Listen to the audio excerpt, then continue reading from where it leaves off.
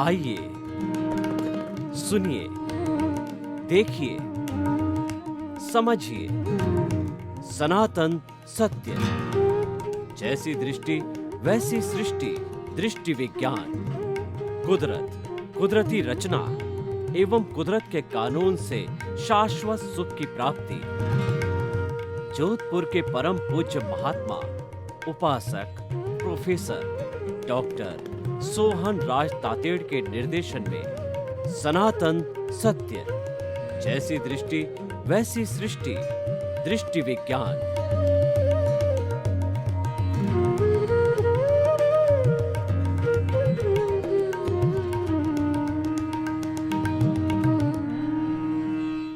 चंदेषु निम्मल यरा आईचेषु अय्यं पयासैरा सागरवर गंभीरा सिद्धा सिद्धिं मम दिशन्तु सिद्धा सिद्धिं मम दिशन्तु। मेरे और आप सभी के भीतर विराजमान शुद्ध आत्मा भगवान को नमन प्रणाम। भाइयों और बहनों, मातृशक्ति को नमन। सनातन सत्य यह कार्यक्रम हम आपको क्यों प्रस्तुत करना चाहते हैं, इसके लिए मैं बताना चाहता हूं कि मानव जीवन के अंदर चार चीज़ें अत्यंत दुर्लभ है।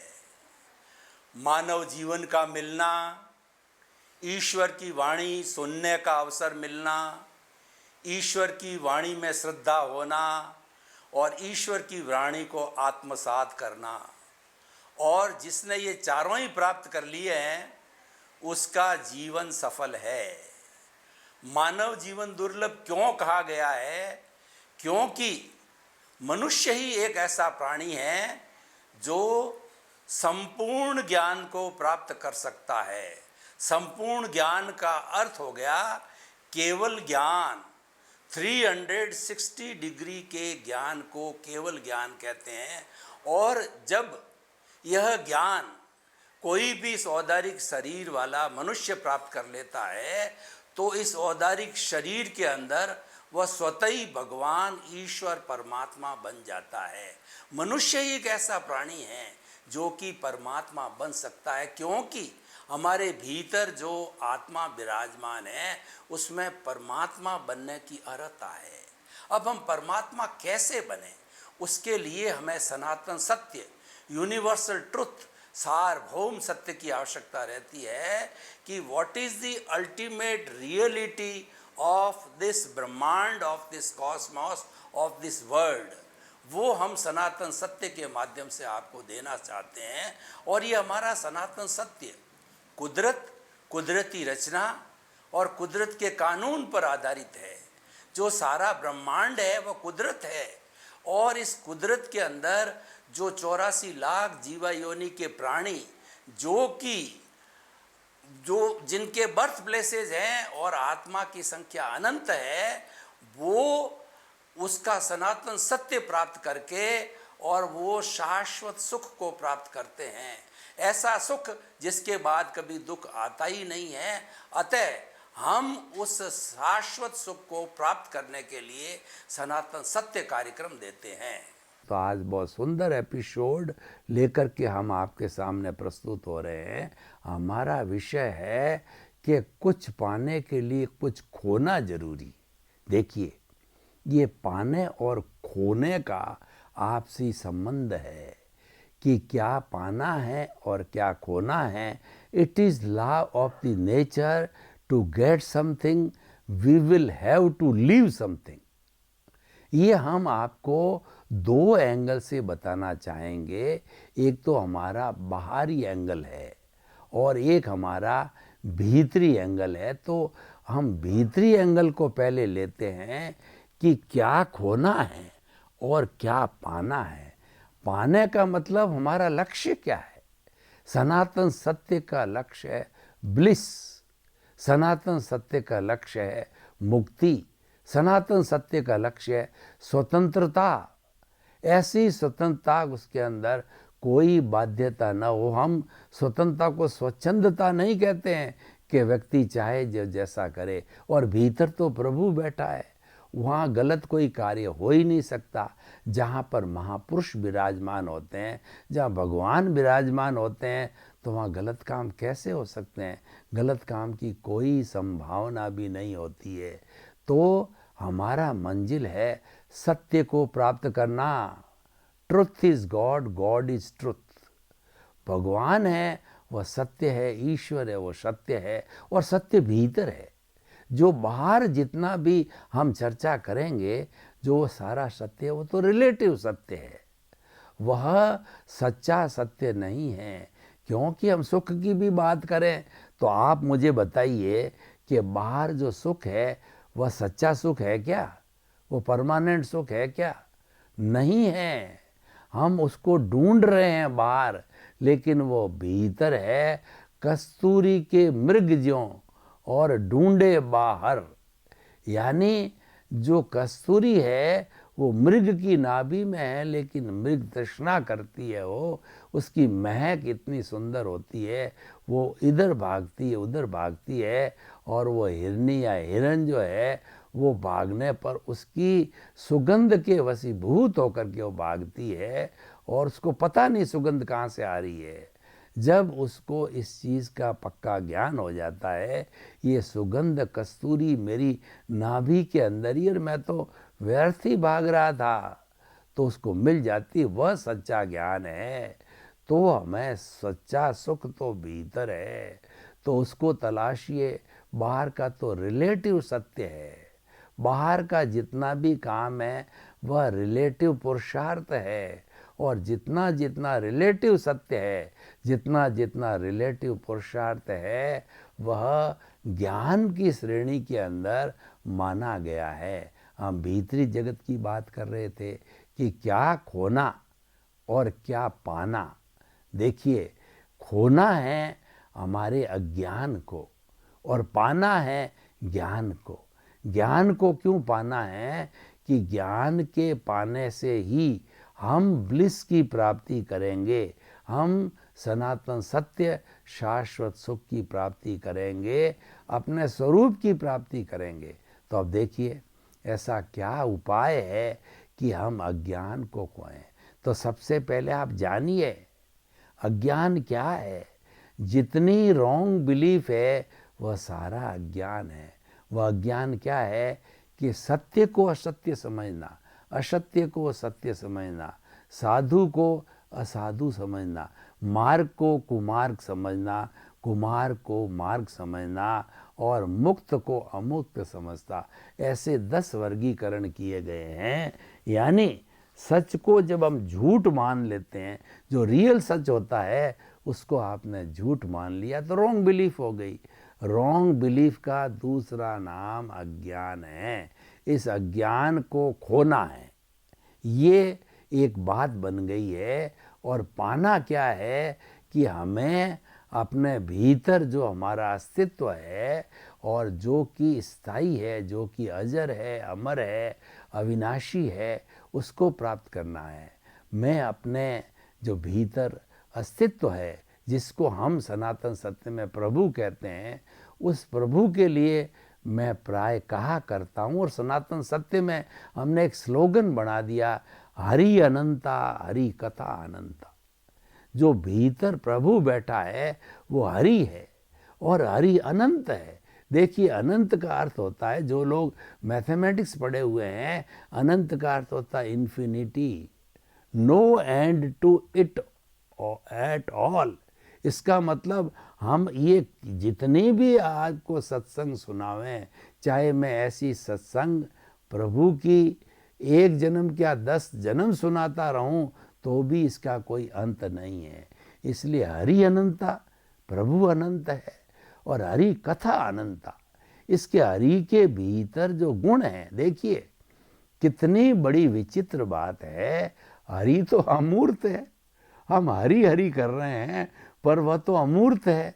लेकिन वो अमूर्त होते हुए भी हमको चला रहा है। आप विचित्र बात ये देखिए कि लोग कहते हैं कि आत्मा को हाथ पे रख करके बताओ। हम कहते हैं भाई जितने महापुरुष हो गए हैं दुनिया में आज तक, वो कोई नहीं बता पाया, तो मैं कौन से बाग की मूली हूँ कि आपको हाथ में रखा दूँ। परंतु सबने अनुभव कराया, मैं भी तुमको अनुभव करा सकता हूँ। देखिए अनुभव कैसे कराऊं कि मेरे सामने एक टेबल पड़ी है, उस टेबल को मैं हथौड़े से पीटता हूँ, मारता हूँ, टेबल को कोई दुख नहीं होता है, दर्द नहीं होता है, फीलिंग नहीं होती, चिल्लाती नहीं है। और मैं आपके एक चूंटिया भरूं, आपके पेचकस दबाऊं, आपके चाकू दबाऊं, तो आप चिल्लाओगे। और पेड़ पौधे भी देखिए कि पेड़ पौधों को जब हम काटते हैं तो सफ़ेद जो है दूध जैसा या हरे रंग का कुछ निकलता है। वो एक परिचायक है कि वो बेचारा रो रहा है कि उसमें भी वही जान है जो मेरे में है, इसलिए उसको मत काटो। वही चीज़ है जो मैं हूँ, वो इस रूप से अभिव्यक्ति करता है। बकरे को स्लॉटर हाउस में काटा है तो मैं करता है, तो उसके शब्द है। पशुओं के भी अपनी भाषा होती है, हम नहीं जानते। उनका शब्दकोश बहुत छोटा होता है पशुओं को, लेकिन भगवान ऋषभ ने अपने पुत्र जो है वो बाहुबली जी को पशु पक्षियों की भाषा समझने की विद्या बताई थी। तो कई लोग जानते हैं, पशु पक्षी बोलते हैं, उसकी विद्या को जानते हैं, पर उनका शब्दकोश बहुत छोटा है। हमारा शब्दकोश तो विशाल है, अनंत है। तो हम बात कर रहे थे इस प्रभु की, और प्रभु की बात क्यों कर रहे हैं कि आज हम उसी को पाने की बात कह रहे हैं। जब पाना और खोना दोनों को समझेंगे, दोनों की विधि को समझेंगे, तो जो ही खोया त्यों ही आपने पा लिया। तो इसीलिए सारे सिस्टम को हम समझ रहे हैं अच्छी तरह से। तो देखिए कि प्रभु के जो है क्या गुण हैं, हमको तो सिर्फ उन गुणों की भजना करनी है। और भजना भी कैसे, कोई माला लेकर के फेर के करो, अच्छी बात है। न करो तो आप भीतरी भीत एहसास करो। एहसास बहुत बड़ी चीज़ होती है। देखिए कि व्यक्ति को कितना ही डांटा जाए, फटकारा जाए, कैद में डाल दिया जाए, पनिशमेंट कर दिया जाए, पैसे का दंड लगा दिया जाए, लेकिन भीतर उसका जिस दिन एहसास हो जाता है, भीतर जिस दिन उसकी ग्लानि हो जाती है, नहीं मुझे ऐसा कार्य नहीं करना है, तो वाल्मीकि जी जैसा महान डाकू बदल करके उसने रामायण लिख दी। रोहिणा चोर बदल करके महापुरुष हो गए, और कालिदास महामूर्ख था, वो महाकवि बन गया। ऐसे बहुत से उदाहरण है हमारे में। तो एहसास बड़ी चीज़ है, अनुभव बड़ी चीज़ है। भीतर परिवर्तन होना चाहिए, और जब भीतर परिवर्तन होता है तो व्यक्ति कहीं का कहीं चला जाता है। तो वो एहसास करना, प्रभु का एहसास क्या करना कि प्रभु अनंत ज्ञान वाला है, अनंत दर्शन वाला है, अनंत शक्ति वाला है, अनंत सुख का धाम है। और दूसरा वो अजर है, वो अमर है, वो अविनाशी है। उसका रंग नहीं, रूप नहीं, गंध नहीं, वर्ण नहीं, वह जलती नहीं, मरती नहीं, कटती नहीं, किसको रोकती नहीं, किसी से रुकती नहीं है। और मन वचन काय से मुक्त ऐसा मैं शुद्ध आत्मा हूँ। भाव कर्म द्रव्य कर्म नौ कर्म मन वचन काया तथा मेरे नाम की सब माया आप प्रकट परमात्मा प्रभु के सुचरणों में समर्पित करता हूँ। कितनी बात करूँ, 24 घंटे बात करूँ उस हरि की, और कई जन्मों तक बात करूं, तो हरि के गुणों का पार नहीं है। तो उसको पाना हमारा लक्ष्य है, और उसको पाने में हमको रोक कौन रहा है, उसको अब देखना चाह रहे हैं। उसको जन्म जन्मांतर से ये चीज़ें जन्म जन्मांतर से हमको घुमा रही है। लेकिन मनुष्य मानव जीवन मिलता है तभी सारा लेखा जोखा लगाया जाता है। और उसमें भी अगर हमारा पुण्योदय होता है और ज्ञानी पुरुष सद्गुरु अच्छा गुरु मिल जाता है, और वह भेद रेखा कर देता है कि ले तेरा मैंने जो है अज्ञान को अलग कर दिया और तेरे में ज्ञान डाल दिया है, अब मैंने मेरा काम कर दिया, फिर तुम आगे करते रहो। सर्जन क्या करता है कि जैसे देखिए हमको भीतर बहुत ज़्यादा जो है तकलीफ़ करने वाली जो है वो कोई भी चीज़ मेद या कहना चाहिए हमारे वो कुछ हो जाता है, तो वो सर्जन है उस गांठ को निकाल करके फेंक देता है और वो कहता है कि मैंने मेरा काम कर दिया, अब धीरे धीरे धीरे ये वापस ठीक होके तुम एकदम नॉर्मल हो जाओगे। तो हमारा ज्ञानी पुरुष सद्गुरु का काम क्या है? दिशा दिखाना। हमारे सनातन सत्य का भी यही कार्य है। हम आपको दृष्टि विज्ञान देते हैं, हम आपको कोई बेटा बेटी नहीं देते, कोई धन नहीं देते, कोई आपका प्रमोशन नहीं कराते, आपकी मन की इच्छा कोई पूर्ति नहीं कराते। हमारे पास न तो मंत्र है, न तंत्र है, न जादू है, न टोना है, न कोई विद्या है। हमारे पास तो एक ही बात है, दृष्टि विज्ञान। आपकी नकारात्मक सोच को हटा करके हम सकारात्मक सोच में बदल देते हैं और फिर वो सकारात्मक सोच है, वो ज्ञान है, वो भीतर ही भीतर अपना काम करेगा और फिर आपको जो है आपके भीतर एक प्रज्ञा जागृत कर देंगे। वो प्रज्ञा हमेशा मॉनिटर करेगी, आपको इधर उधर गलत रास्ते भटकने नहीं देगी। तो हम उस अज्ञान को जानें। अज्ञान है राग द्वेष। वो एक शब्द में बोलें तो वो कषाय कहलाता है और 4 शब्दों में बोले तो क्रोध अहंकार माया लोभ है। और इस नकारात्मक सोच को जो है हमारे भारतीय धर्म ग्रंथों ने 18 भागों में बांटे हैं। प्राणातिपात, मर्शावाद, अदत्तादान, मैथुन, परिग्रह, क्रोध, मान, माया, लोभ, राग, द्वेष, कलह, अव्याख्यान, पैशून्य, पर परिवाद, रति अर्ति, माया, मर्सा, मिथ्या दर्शन, शल्य पाप। हम 1 से चले थे 18 तक पहुंच गए। ये सारा मोह का संसार है। मोह का संसार एक वट वृक्ष है। वट वृक्ष की उम्र बहुत बड़ी होती है और उसके टहनियों टहनियों में से निकलते रहते हैं और सारा हर किसी टहनी किसी पत्ते को आप देखो, उस मोह के संसार के अंदर वो आपको बुराई मिलेगी, क्योंकि वो मोह का संसार है।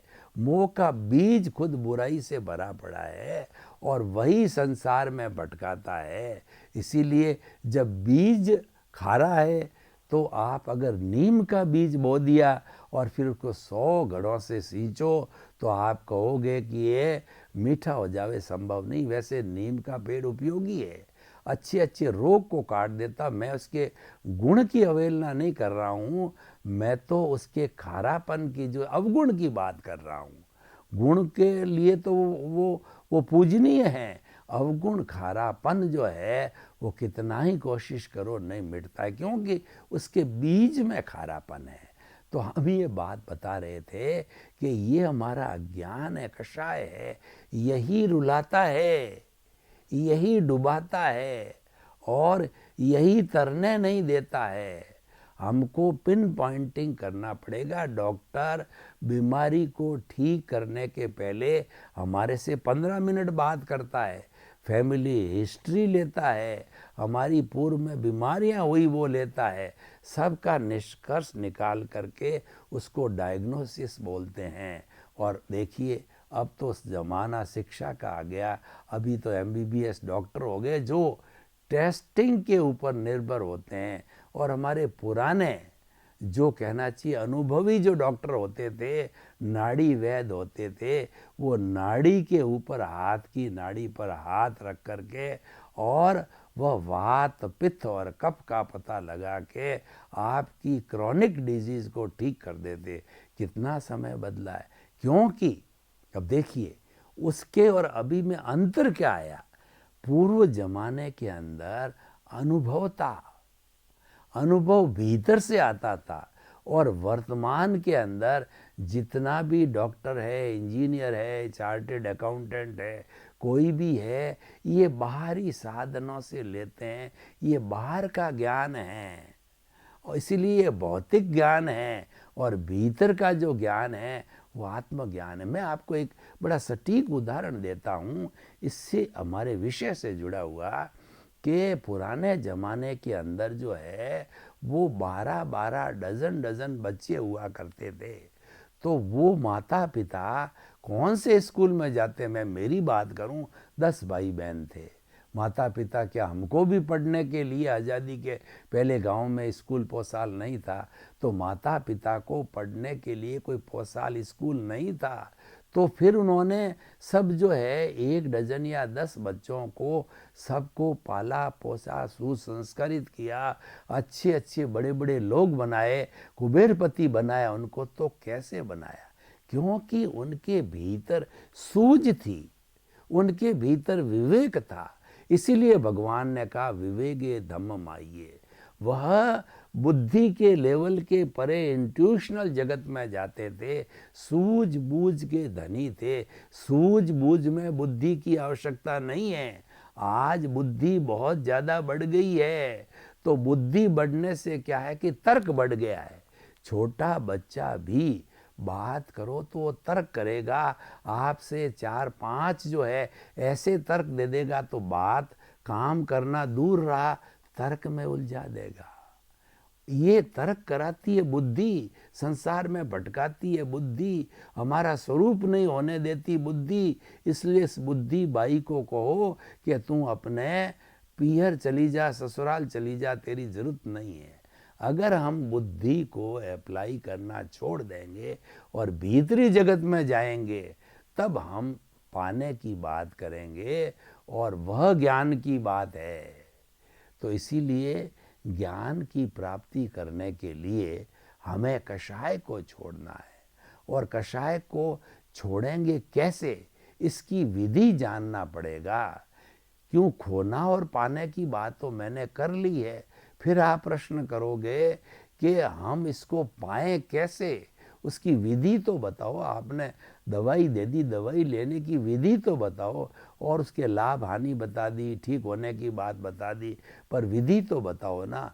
तो हम आपको जो है ये विधि बताते हैं कि ये जो भीतर कषाय का एक भूत है। मैं आपको एक उदाहरण देता हूँ, उदाहरण से बात बहुत क्लियर हो जाती है कि आजकल और पुराने ज़माने में बहुत ज़्यादा होता था, आजकल भी भूत भूतनी लगते हैं।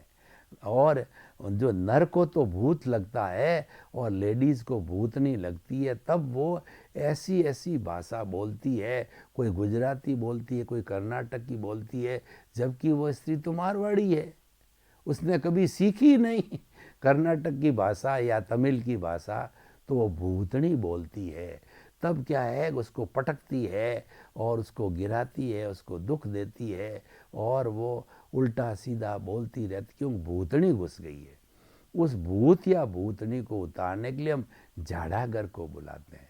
झाड़ाघर उसके ऊपर वाले होते हैं, तो वो कहते हैं अच्छा तो इसमें घुस गई है, क्यों घुस गई है, उसको मंत्रित करते हैं। मंत्रित करके उसका चोटी पकड़ते हैं भूत भूतनी का, उसको हिलाते हैं, तो कहते हैं बाप जी जाऊँ जाऊँ जाऊँ, बाप जी नहीं रहूँ, तो 3-4 बार वादा लेकर के और वो उससे निकाल देते हैं। तो हमारे भीतर भूत बैठा है, उस भूत के लिए झाड़ाघर को लाओ। वो झाड़ाघर क्या है कि ज्यों ही आपने अपने अस्तित्व की, अपने प्रभु की भजना चालू करी, प्रभु के गुणों को पहचानना चालू किया, माला फेरनी चालू करी कि मैं तो ज्ञाता हूँ, मैं तो दृष्टा हूँ, मैं अनंत ज्ञान वाला हूँ, मैं अनंत दर्शन वाला हूँ, जो ही ज्ञाता दृष्टा भाव का एहसास चालू किया। अगर माला फेरनी तो अच्छी बात है, फेरो, पर आपने जो ही एहसास चालू कर दिया, तो एहसास चालू करते ही आपके भीतर जो भूत बैठा है, जो कषाय बैठा है, वह पुद्गलों का कार्मिक बॉडी है, वह शिथिल होने लग जाता है। शिथिल कैसे होता है कि हम पानी को आग के ऊपर रखते हैं, तो जो पानी देखा होगा आपने, उस पानी के अंदर या दूध में बुलबुले उठते हैं, यानी उसके बीच में हवा होती, जगह होती है, तो वह गर्मी उसकी जगह लेती है और बुलबुले ऊपर आ जाते हैं, वो शिथिल हो जाते हैं। तो उसी तरीके से कार्बन शरीर के जो भीतर जो जितने भी कर्म होते हैं वो हिलने लग जाते हैं। और जैसे हम बोरडी को या बोर के किसी को पके हुए फल वाले को हिलाते हैं तो वो बोर गिरने लग जाते हैं, तो वो शिथिल होकर के वो परमाणु हिल जाते हैं, क्योंकि उसका जाड़ागर आ गया, वो ज्ञाता दृष्टा और उसका बैर है। जो ही आपने ज्ञाता दृष्टा का भाव किया और इसके रूप को जाना, इसकी भजना चालू करी, वह हिलने लग जाता है, हिलने लग जाता है और आप सतत जागृति करोगे। अब देखिए यहाँ खोने और पाने का संबंध आ रहा है। अब यहाँ विषय जुड़ रहा है कि आप जो है खो रहे हो उस कार्बन शरीर को, कॉजल बॉडी को, और आप पा रहे हो अपने स्वरूप को। तो ये खोना और पाना विषय हमने इसलिए लिया है कि क्या खोना है और क्या पाना है। तो कुछ पाने के लिए कुछ खोना पड़ेगा। वह ये सिद्ध हो रहा है कि जो ही आप जागृति के अंदर आ गए, जो ही आप रियल पुरुषार्थ में आ गए, जो ही आप दृष्टि विज्ञान में चले गए, दृष्टि विज्ञान में करना कुछ नहीं है। देखिए हमारा सनातन सत्य कार्यक्रम कितना सरल और सीधा है, आपको करना कुछ नहीं है। क्रिया कांड में जो बड़े बड़े पंडित आते हैं, गुड़ लाओ, धनिया लाओ, अच्छा लाल वस्त्र लाओ, नारियल लाओ, इतने लाओ, इतनी मिठाई लाओ बताते हैं। हम तो आपको कहते हैं कि कुछ करना नहीं है, हम तो आपको मुक्त करते हैं। आपको एहसास करना है, जो कि आपके भीतर अनुभव है, उस अनुभव का एहसास करना है। क्या एहसास करना है कि मैं शुद्ध आत्मा हूँ, मैं जानने वाला हूँ, मैं देखने वाला हूँ, मैं अशरीरी हूँ, मैं अनंत ज्ञान, अनंत दर्शन, अनंत शक्ति, अनंत सुख का धाम हूँ। उसके जितने जितने हरि के गुण हैं उन गुणों को एहसास करो। बोलो तो भी अच्छी बात है। जो लर्नर्स होते हैं, जो प्रारंभ से जो ज्ञान लिया हुआ होते हैं, वो बोल बोल कर करते, वो ज्ञान विधि करते हैं। और ज्ञान विधि के अंदर कोई उपासना नहीं, कोई टीले लगाने नहीं हैं और किसी मंदिर के अंदर नहीं जाना है। भीतर प्रभु बैठा है, उस मंदिर में जाना। और शरीर है वह स्वयं एक मंदिर है और भीतर प्रभु बैठा वो भगवान है। शरीर माध्यम खलु धर्म साधनम, ये शरीर मंदिर रूपी है और ये धर्म साधना करने के लिए ही मिला है। लेकिन हमने तो इसको भज कलदारम में डाल दिया, इसको सुख सुविधा के अंदर डाल दिया, इसको एंजॉयमेंट में डाल दिया, मनोरंजन में डाल दिया। प्रभु ने आपको ये कह के भेजा था कि तुम तो आत्मरंजन करना, पर हम तो 2, 5, 10 साल के हुए मनोरंजन में लग गए, ब्याह में लग गए, शादी में लग गए, ऐश्वर्य में लग गए। और लोग तो कई तो बड़े बड़े कामों में लग गए, अपराध में चले गए, आतंकवाद में चले गए, परस्त्री गमन में चले गए, शराब में चले गए। अरे भाई, इसके लिए जीवन नहीं मिला है, ये वेस्टेज ऑफ टाइम है। आप फिर घूमते रहोगे और फिर ऐसी पारसमणि कब मिलेगी पता नहीं है। तो हमारा निष्कर्ष है कि आप कुछ खोने के लिए आपको कुछ पाना पड़ेगा। सर्वे भवन्तु सुखिनः, सर्वे सन्तु निरामया। जगत के सब जीवों को सुख मिले, शांति मिले, आनंद मिले। आपके प्रति बहुत बहुत मंगल का।